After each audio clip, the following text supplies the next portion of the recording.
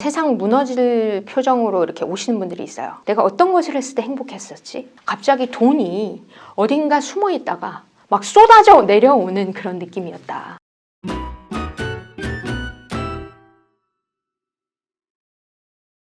안녕하세요. 저는 마인드 파워 스페셜리스트 조성이라고 합니다.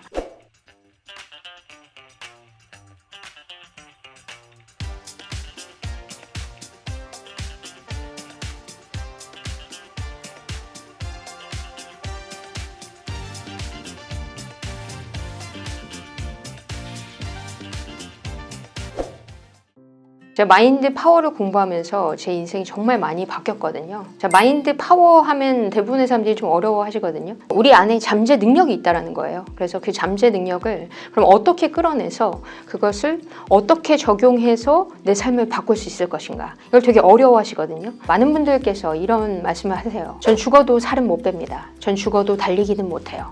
저는 평생 가난한 사람으로 살 겁니다. 그런데 이렇게 얘기하셨던 분들이 다 꿈을 이뤄내셨고 그리고 정말 행복한 삶을 사시는 것을 보면서 이 마인드 파워는 누구나 적용해서 삶을 바꿔낼 수 있는 것입니다. 많은 분들이 저를 보면 이제 교포라고 생각을 하시는데 저는 국내파고 그리고 22살 때까지는 영어도 한마디도 못했었어요. 너무너무 가난했고 배고팠고 그리고 몸도 되게 많이 아팠고 구정덩어리 극치였고 정말 어디로 내 삶이 가야 될지를 전혀 모르겠는 거예요. 이 어둠 속에 있었는데 오아시스를 발견한 느낌이었어요.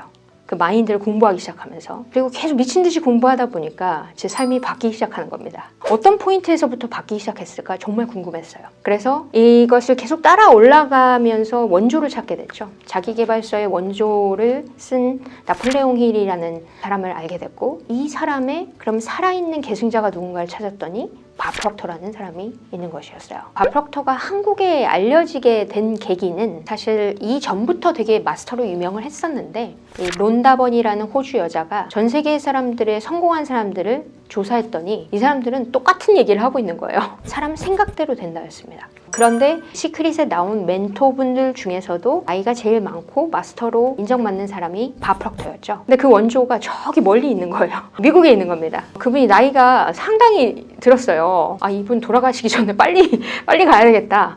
근데 돈도 없는데 빚을 내서 그분을 찾아갔죠. 한마디로 들이댄 겁니다. 거기서 트레이닝을 받으면서 정말 많은 깨달음이 왔고 저의 인생이 또 터닝 포인트가 됐습니다. 그래서 그것을 자료를 가지고 와서 우리나라의 사람들에게도 이걸 알려주고 싶다라는 어떤 사명감? 이런 것들이 있었어요. 그래서 지금까지 그 사람의 자료를 가르칠 수 있는 사람은 또 저만이고요. 지금 마인드 파워로 영어를 먹어버린 방법 그리고 굉장히 제가 아프고 뚱뚱했었거든요. 그래서 몸짱이 되는 방법 이런 것들을 굉장히 쉽게 사람들이 어떻게 하면 적용을 하면 이렇게 바뀔 수 있다는 것을 보여드리는 사람이 되었죠. 마인드가 뭐냐고 사람들한테 물어보면 사람들이 대답을 못해요. 마인드가 어떻게 생긴 거예요? 모릅니다. 그렇죠? 근데 우리는 이미지로 생각을 하기 때문에 마인드에 대한 어떤 이미지가 없으면 사실 이해하기가 힘들어요. 그래서 제가 마인드의 이미지를 그려서 되게 쉽게 보여주거든요. 우리의 마인드는 보이지는 않지만 의식이라는 파트와 잠재의식이라는 파트로 나눠져 있어요. 근데 우리는 의식적으로 항상 깨어있을 때 생각한다고 생각하지만 그것이 진짜 생각은 아니라는 겁니다. 결국은 보이지 않는 잠재의식이 내 행동을 컨트롤하거든요. 행동을 컨트롤하는 잠재의식 파트를 좀 공부를 해야 돼요. 근데 그게 어렵진 않습니다. 그래서 많은 자기계발서에서 보면 느끼라고 얘기를 해요. 너가 부자가 됐을 때 어떤 느낌일 것 같아? 너가 몸짱이 됐을 때 어떤 느낌일 것 같아? 네가 정말로 좋은 집에서 살 때 드림카를 몰고 있을 때 너의 기분은 어떨 것 같아?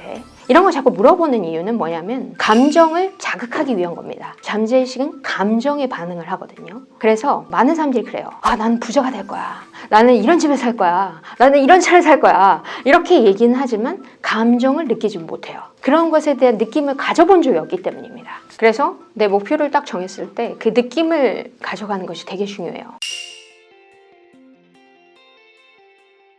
맨 처음에 이 마인드에 대해서 공부를 하면서 제가 체험했던 것은 미국 회사의 그 3대 유통 대기업이었어요. 제 수준에서는 절대로 들어갈 수 없는 회사였습니다. 그런데 거기 들어가고 싶은 거예요.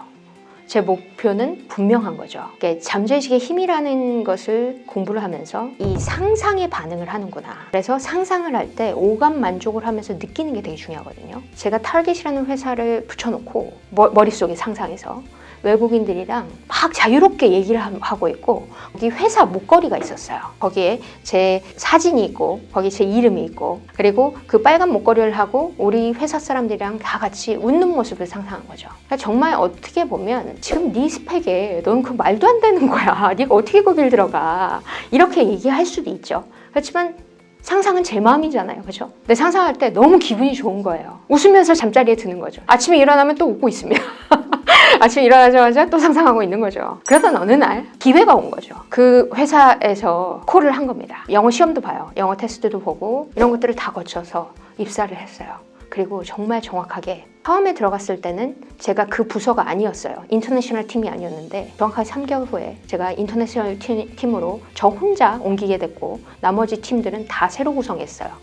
이게 내가 진짜 생각한 대로 정확하게 빨간색 그 목걸이를 하고 커피숍에서 웃으면서 떠들고 있고, 그리고 회의실에서 웃고 있는 저의 모습을 느꼈을 때 이건 누구에게나 적용되는구나. 나 같은 찌질이에 영어 한마디도 못했던 사람이 가능했다면 이건 누구나 가능한 거구나. 너무 많은 사례가 있어서 사실 좀 꼽기가 좀 힘들긴 한데요. 일단 세상 무너질 표정으로 이렇게 오시는 분들이 있어요. 와서 잠깐 소개를 하라 그러면 계속 눈물을 흘려요. 그리고 말을 못해요. 한마디도. 빚더미에 앉아 있었는데 이게 탈출구가 없는 거예요. 그리고 정말 사랑하는 가족이 목숨을 끊으셨어요. 이 모든 것들이 감당을 스스로 해야 되는데 이게 정말 힘든 상황인 거죠. 근데 그분이, 울기만 했던 그분이 수업을 들으면서 아무것도 바뀐 게 없어요. 빚도 똑같고 가족의 상황도 똑같은데 뭐가 바뀌기 시작했냐면 얼굴 표정이 바뀌기 시작했습니다. 그때부터 자기가 원하는 것을 그리기 시작했는데, 회사를 다닌다고 해서 이 빚이 갚아지지 않잖아요. 그래서 내가 어떤 부분을 내가 좋아했었는가를 생각하기 시작하셨어요. 어떤 창업을 할 것인가. 창업에 대한 꿈을 그리신 거죠. 근데 창업도 내가 어떤 것을 좋아했었지? 내가 어떤 것을 했을 때 행복했었지? 이렇게 질문이 받기 시작한 순간 사람의 눈빛은 달라지기 시작합니다. 그래서 그분이 맛집을 오픈해야 되겠다. 이분은 다른 사람한테 요리를 해줄 때 너무 기쁘다는 거예요. 한 번도 창업해보지 않은 분이 그냥 무대뽀로 난 9월 1일 날, 그리고 서울에 아는 사람 하나도 없는데 맛집을 오픈하며 감사합니다를 외치기 시작했습니다. 정확하게 9월 1일 날 오픈을 했고, 그곳이 대박 맛집이 돼서 지금은 TV에도 많이 나오고 네이버에 치면은 정말 너무도 유명한 맛집이 됐고, 그리고 분점도 오픈하고, 그러면서 그분께서 그런 말씀을 하셨던 게 기억이 나요. 갑자기 돈이 어딘가 숨어 있다가 막 쏟아져 내려오는 그런 느낌이었다. 그래서 내 인생에도 이런 날이 있구나. 이런 얘기를 했던 기억이 참 많이 남고 굉장히 기쁩니다. 그분이 울면서 그런 얘기를 행복에 겨워서 하실 때 굉장히 기쁨이 있었어요.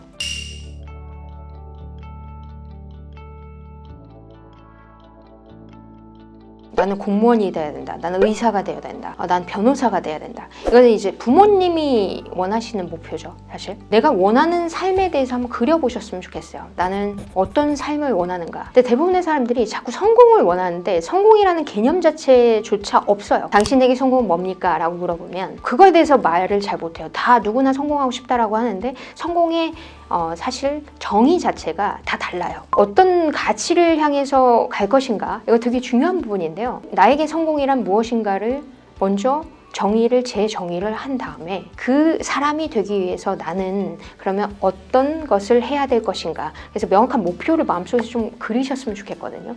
근데 무조건 이런 분들이 있어요. 저 사람이 뭐 하면 저 길을 따라간다. 그게 아니라 나는 이런 삶을 살았을 때 가장 행복하다. 그럼 나란 누구인가? 그러니까 나에 대해서 먼저 공부를 하고 나는 누구인지를 먼저 인지한 상태에서 명확한 목표를 정했을 때는 동기부여가 스스로 생겨요. 일단 내가 뭘 원하는지를 알아야 될 것 같아요. 그래서 어떤 일에서 나는 행복을 느끼는지 이런 것들을 생각해 보시면서 먼저 내가 지정을 하고 마음속에서 그림을 그리는 겁니다. 가능하면 명확하게 그릴수록 좋아요. 그게 말대로 되거든요. 진짜 말이 씨가 됩니다. 그렇게 지정을 해놓고 내가 지금 당장 할 수 있는 것부터 시작하는 거죠. 일단 오늘부터 뭔가를 시작할 수 있는 게 있으면 오늘부터 시작하는 게 되게 중요해요. 근데 많은 분들이 20대 분들께서 너무 걱정이 많고 생각이 많아요.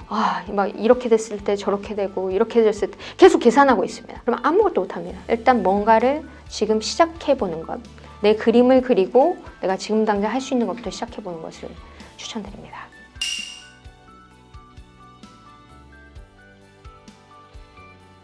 누구나 부자가 되고 싶죠. 근데 난 부자가 되고 싶다라고 얘기를 하지만 내 안에서 부에 대한 두려움이 일부가 있어요.